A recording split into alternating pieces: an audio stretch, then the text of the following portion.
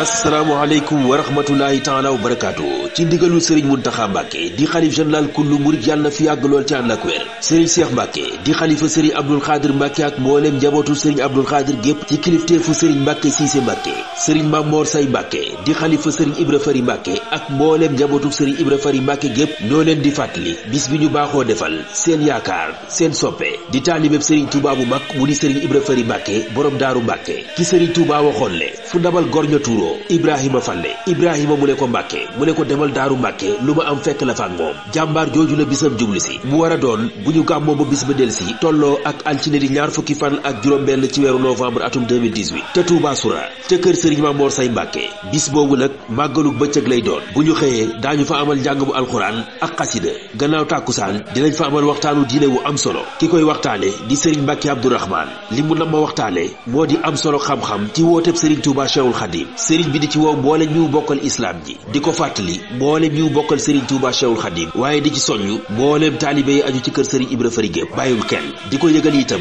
mboolem autorités yi nekk ci biir réew mi bàyyiwul kenn di ñaan képp ku fa teew yàlla suñu borom faj say aajo ci barke Serigne Touba Cheikhul Khadim mbokk yi bis baa ngi loolu ñu jagleel ko jàmbaari l'islam ji mu di Serigne Ibra Fari Mbacké bu ñu gàmmoo ba bis ba delsi war a dëppoog altine ñaar fukki fan ak juróom-benn ci weeru novembre te Touba Soura kër Serigne Mamor Say Mbacké wasalaamu aleykum wa rahmatullahi taala wa barakaatuhu